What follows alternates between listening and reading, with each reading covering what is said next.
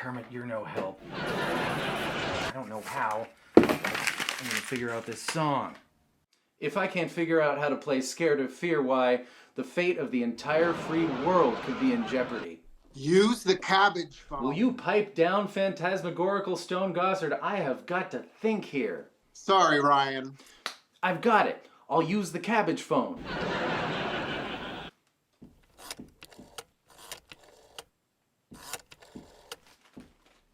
Hello, come in, Stone. This is serious. We've got a code 53 magenta. I repeat, a code 53 magenta. Meet me at location 48. Right on.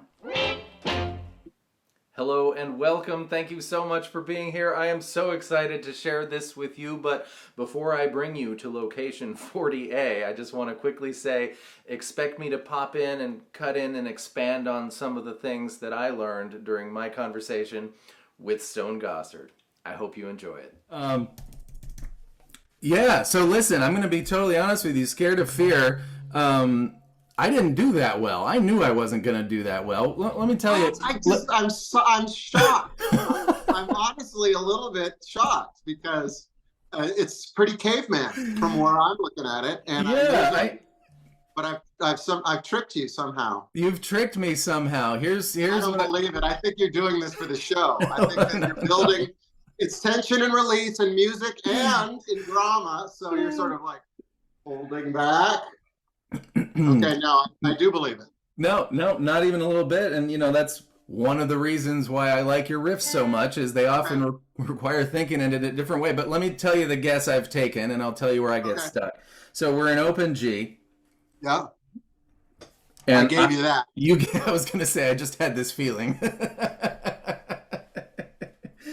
Okay, so open G. Your E string is going down 2 notes to D, like drop D. Your A string is going down 2 notes to G. Your D, G, B strings stay the same, and your baby E string is also going down 2 notes to D. That's all G's, B's, and D's, which is a beautiful open G chord. I think we're making like an A minor shape. That's right. Yeah, and then you're going to do a really cool slide up to 12. Yep, and you're barring across the whole thing. Yeah. Yeah. Oh, the whole thing. Well, no, just the top three or four strings. Yeah, the 3 or 4, right? Yeah. All right. So we got that. Not even minor.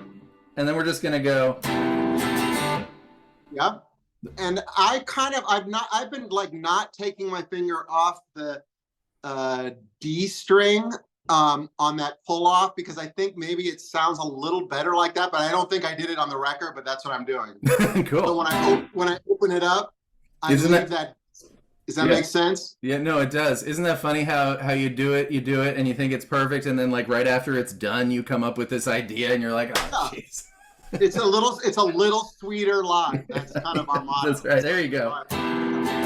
Oh, I can't even. Yeah, absolutely. Okay, so we got our. And you've always got this G note on the used to be A string. Right. And I think that A note is ringing out pretty good in there too. As I was playing it, I realized it's kind of it's getting in there. The A string is sort of hanging in there too, pretty good. Right, which is the G part of open G, which is what thickens up the whole thing, which is what's really cool about it. Yeah, so we got.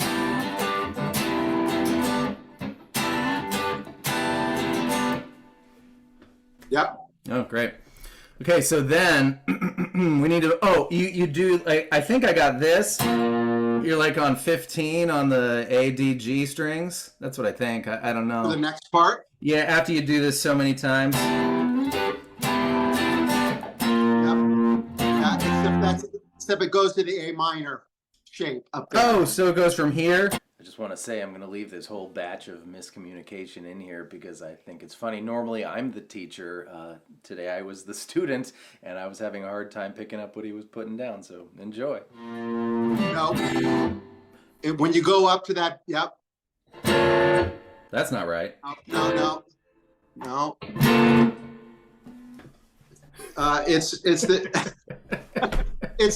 It's where you're barring it.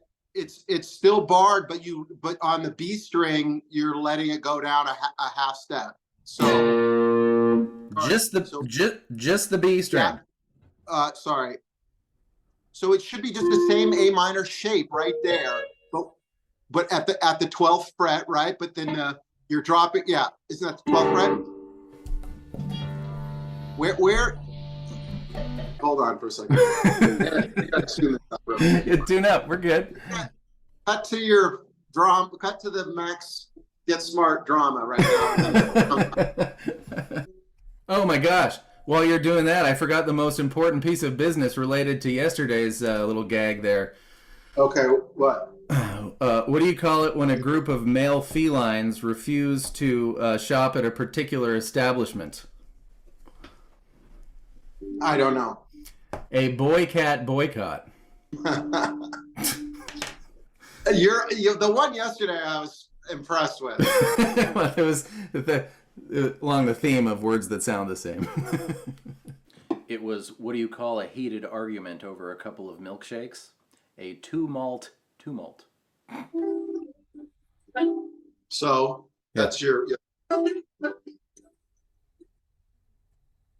Oh, I understand. We were talking different languages, so you're like. Right. Okay. Oh, so but you're only doing that on the last one that goes. That's what I didn't get. That's your walking down. So we go from 12-11 to where?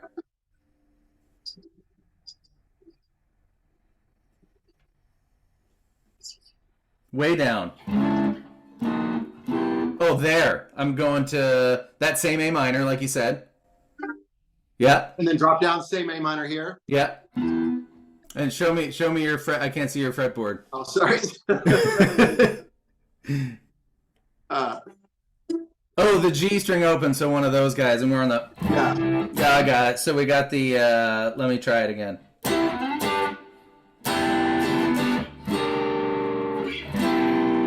No. Oh, now I lost it. There it is. I was watching your hand on the Stern show, and I knew what I heard, and I couldn't quite make it happen where I saw your hand was. And okay, so to recap, we've got an A minor shape on 8 and 9 here, up to the 12th fret of D, G, B, back to starting point, and then take all your fingers off if you want to do it like on the record, or leave your middle finger if you want it to be the sweeter live experience. Then, when those other chords come in, when we're not going into the chorus, it's just going to be the A minor shape on 12-11 now, down to 7-6. But when we go into the chorus, it goes down to D5, B5. So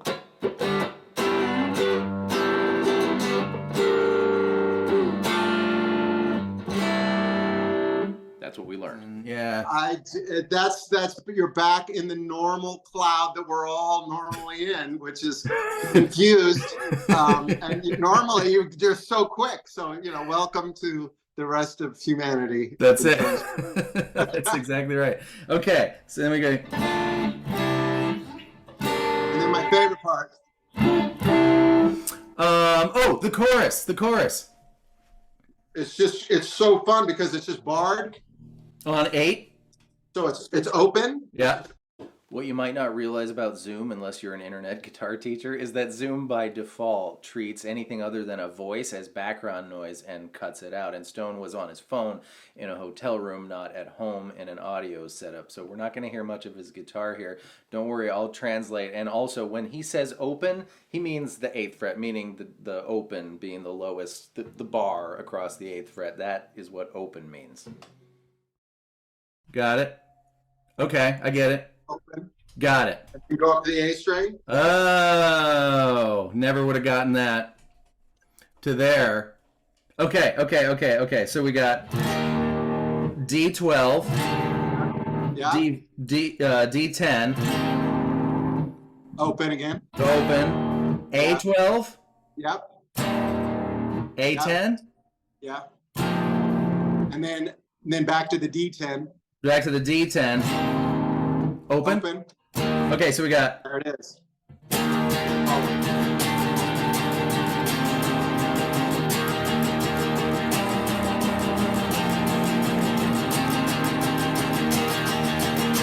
Okay, so we got our bar across the 8th fret. It's going to be 4 beats for each thing. Then the D string 12th fret in addition. The D string 10th fret.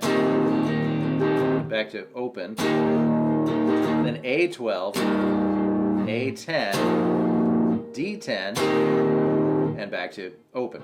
And what you're about to hear him say is he calls it a push, meaning we're going to have an 8th note amongst 16th notes. So we're going to let the first one ring. For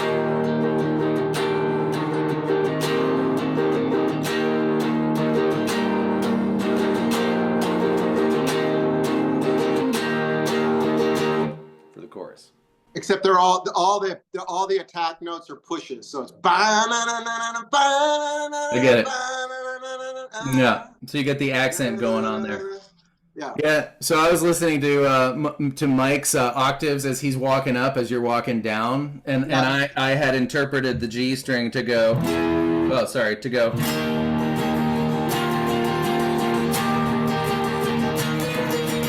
Which is his notes, but yeah, it all works. It would sound good in there. Whatever you're doing, it's there. You go.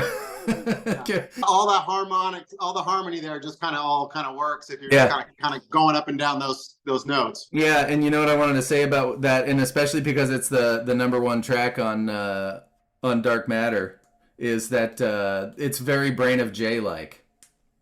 Oh, which is a Mike McCready song, which is great. Yeah. Yeah. Yeah. And the funny part about that song is Mike's in drop D and you're in standard. Yeah. So when you guys play your open 2 strings, you make this gnarly E7 chord. Yeah, right. And there's some of that going on in this. You know, I think he's standard on this song too. Yeah. So. Yeah. Right. Right. But I love this track. It's a fun one to play. And it's super simple. Once you kind of get it, it's like bouncing back and forth between those 2 things. Feels pretty good. Exactly. And that explains how you get down here. And then in the bridge, to me, I think you're just kind of messing around with like. Yeah, it's a little bit of I just have a little picking pattern. I'm just like not in focus right now. I'm not sure why. I'll interpret for everyone. Don't you worry. Oh, you have a little picking. I'm just playing on 2 strings here. Yeah. And the G string and the B string. So. Yeah. Oh, sorry. So.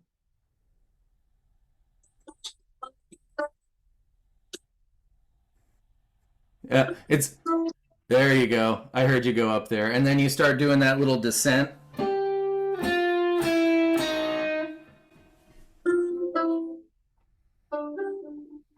Okay, this is a little tricky, and I didn't really want to dwell here. But what we know is that we're on the G and the B strings, and it seems that it was G2, B3, with the B going down to 1. It's kind of like Hell's Bells or something, right? And so what I would recommend is just noodle around on some notes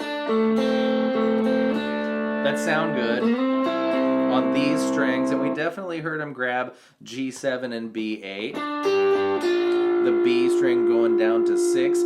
And then when he makes his way up here, he chimes in with what's going to be the solo power chord progression, but just as notes. So grab the B string 8, 6, 5, 4, and then when the solo comes, it becomes power chords. In this tuning, it's going to be the same fret of A, D, G strings, and it's going to be what we just did, but as bigger chords. So 12th fret, 10th fret, 9th fret, 8th fret. So noodle around for the bridge, and then when it comes time for the solo, do those power chords. And then lots of little punky stuff in there. And then during the solo, then you're just kind of playing on this, going down this scale here. Yeah, that's right. Right. Got it. And those are, yep. You just kind of, that's it. Yeah. And in this tuning, that's a power chord. Yeah. Right. So you're just going down the power chords. Yeah. In kind of the Cat Came Back fashion. That's that camp thing that all dads and kids have to do, right? It's like, yeah, that's all right. The cat came back the very next day.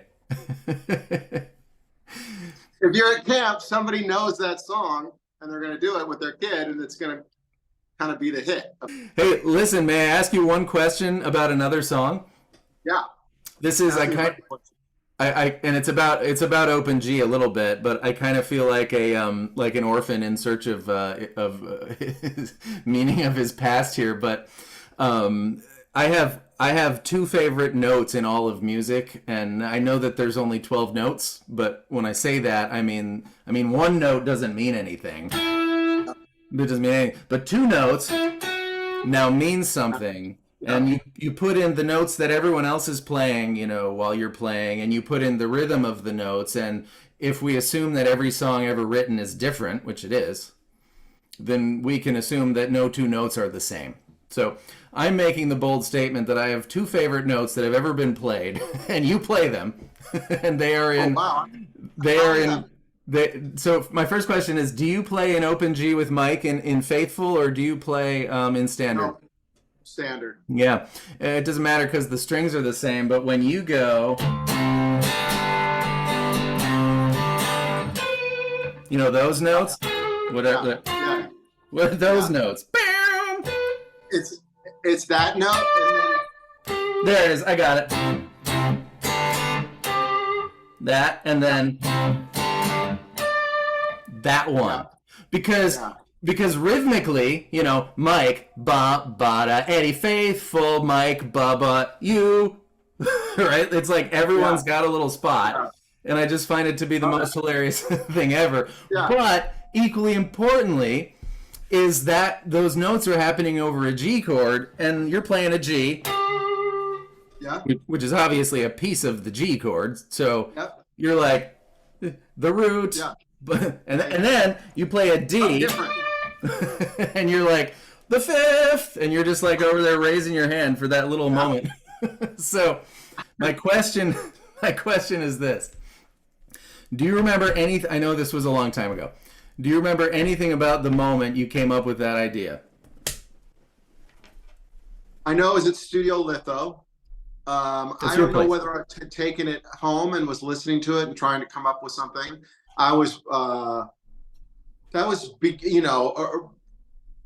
I'm still a novice, but was very green at figuring out parts for other people's songs. I created so many things. I could just make arrangements, but I was not thinking outside of my arrangements as much, hoping that somebody else, so that was, kind of the beginning of finding something. So it's like looking for little spots to kind of stay in the chord and stay but also rhythmically. That's where I felt my strength was to be able to be outside of the rhythm and still know where I'm at, not lose the plot out there. So, that's what I was kind of going for.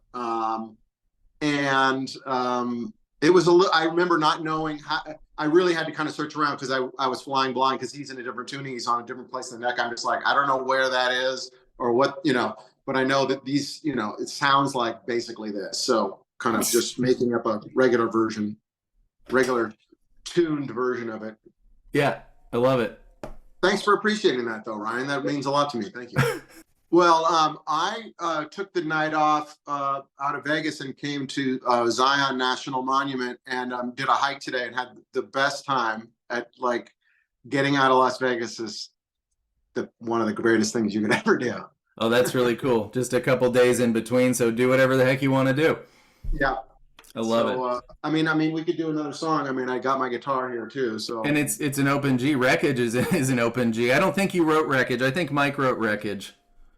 It was a combination of Ed and Andrew Watt, really. Oh, and Andrew Watt. Neat. Well, they had the beginnings of it, and then everybody kind of chimed in, and we kind of hammered the arrangement out as a group. But I'm kind of doing little finger picking things in that one. I noticed you way up here, just adding that extra register in there is what I saw you doing. Yeah, that's such a beautiful song. We're getting better at playing our new songs. We've got two of them are really starting to hum now.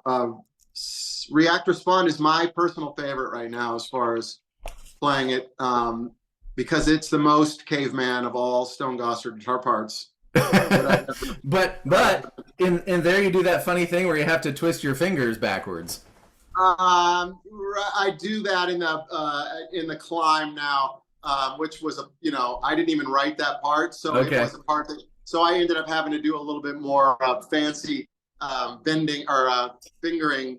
But the verses and the main thing, it's just all open E. I'm just I'm just playing the downbeat E's where Jeff's landing them, and he's got a more intricate riff, but I'm just matching his downbeat E's basically. Well, hold on. Is that song in standard tuning or open E tuning? Yeah.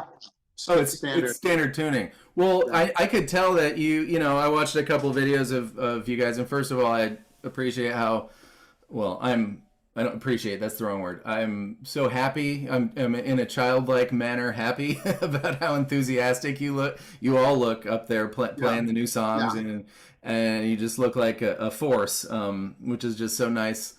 It brings me such joy. Well, if you do you want to do react respond? You're so enthusiastic about it, or maybe just one part from it. Yeah, well, just basically playing the verse, which is just. Oh, I'm gonna win. Yeah, you are. All I'm doing is. You're not doing the. That's Mike and Jeff. So Mike and Jeff are like, and then you go. Yeah. And then you go. That takes it. And when it's happening, it's like, wow, that's because it's one of those things where if everyone plays the same thing, it's not as great. But if you just take one part of what they're playing and draw your ear to it, like exaggerating it, it brings out the halftime it brings out its inner caveman. On the recording, when you listen to it, you'll notice it more now. You're like, oh yeah, that's just like so that anytime I find something that I really don't have to think about, it makes me happy. First of all, can we just acknowledge the quote, anytime I find something that I really don't have to think about, it makes me happy. Stone Gossard 2024. Also, what he's talking about is he's just playing the open E string. So it's like, da da, ba ba. But you might as well. I've made a video on this song. Go watch it. Everything that he says checks out with what I discovered. But I'll show you the chords if you want. Yeah, please. I know B flat. So it's just it starts in that D. Yeah.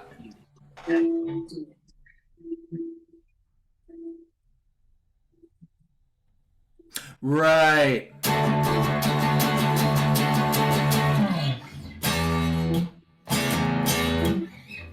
With some just noisy stuff going on, yeah. Yeah, it's just like super distorted guitar, super, and then it's got I don't have my pick on me, but Yep. That's the one where you have to turn your fingers inside out. Yep. Yep. So hey, did you hit just a D note on the D string and then make it into a D power chord? Yeah. Yeah. That's amazing. I love that. It's these little details that no matter how hard I listen or how much I look, I can't. Yeah. I'll go. Yeah. So then the chorus is. Oh.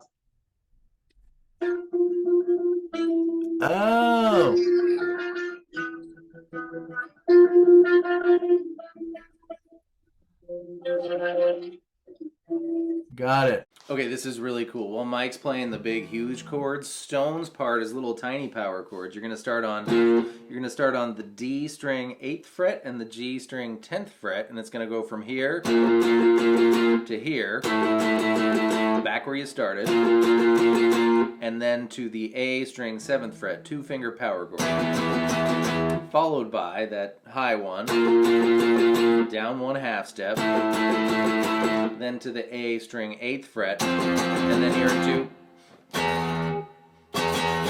So.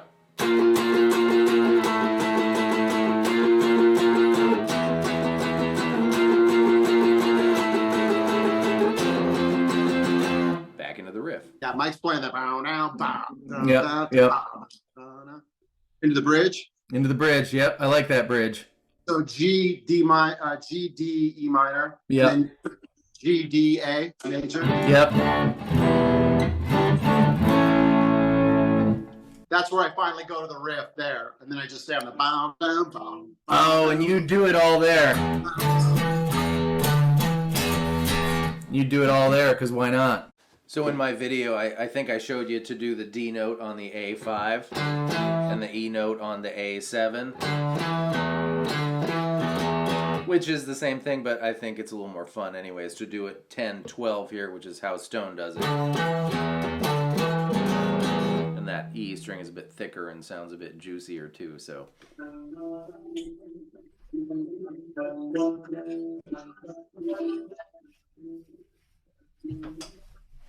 And then just Mac Cameron does something amazing, and Mike McCready does something amazing. It's nice. It's so nice to play with a bunch of people who can also do amazing things, isn't it? Gives you the option to just bum, bum, bum, bum, bum, bum, bum, bum. It gives you the option to just bum, bum, bum, bum, bum, bum, bum. Stone Gossard 2024. Yeah, and what I'm like, from what I'm hearing, and obviously I've seen your other interviews too, but from what you're saying just about these songs, it's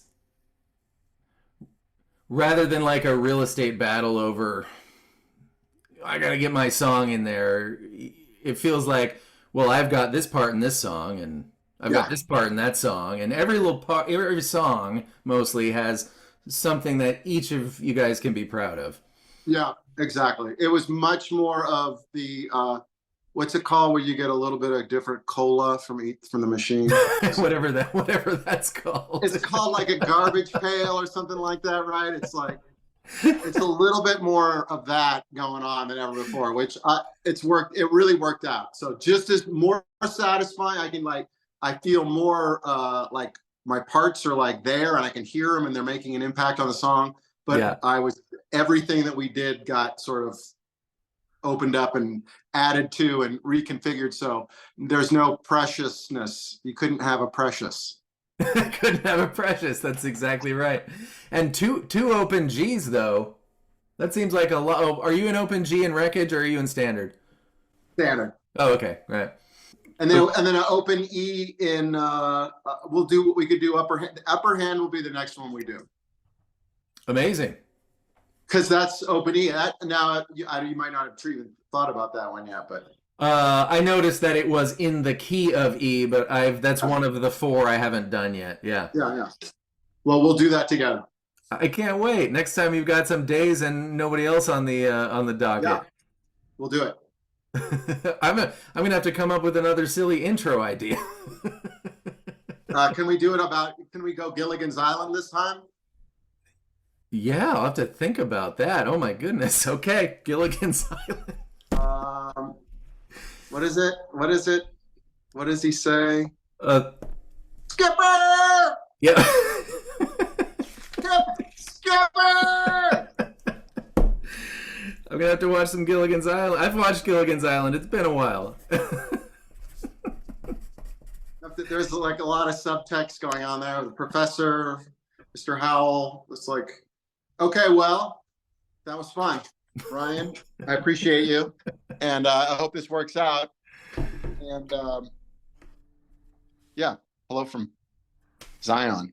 Hello from North Carolina. I'll make it work out. Don't you worry. This was great. Yep. And I don't know. What do you want me to text you in a few weeks or something about? Sure.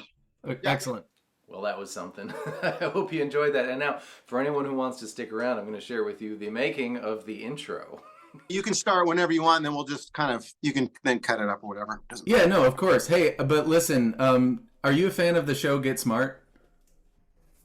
The TV show? The TV show from forever ago. Yeah. Yes, missed it by that much. Missed it by that much. Listen, I put together a little preamble if you're up for a little bit of silliness. Okay. I know it's been a long time since you've acted in a movie. Hold on for 1 second. I'm going to shut this door. Yeah, go ahead. Here, I'll show you what I worked on here.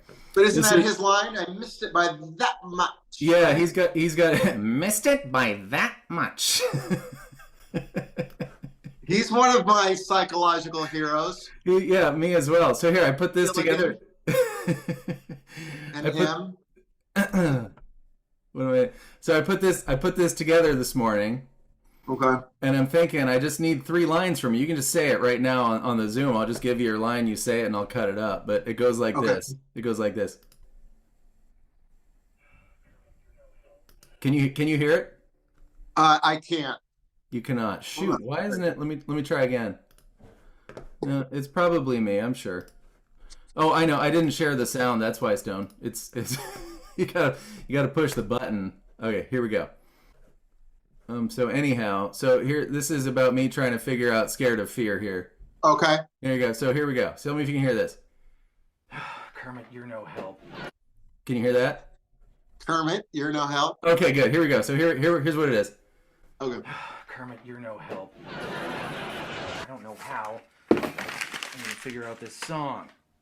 If I can't figure out how to play Scared of Fear, why, the fate of the entire free world could be in jeopardy. And you're supposed to say, use the Cabbage phone. The Cabbage phone? Just say use the Cabbage phone. What, isn't it a shoe phone? Well, yeah, but I wanted to dial the key. He had many phones in the show. You'll see. Oh, okay. Sounds good. All right. I got it. Tell me when. Just now. Use the Cabbage phone. Perfect. Love it. Okay. Then I'm going to say... You pipe down, phantasmagorical Stone Gossard. I have got to think here. Now just say, sorry, Ryan. Sorry, Ryan. I've got it. I'll use the Cabbage phone.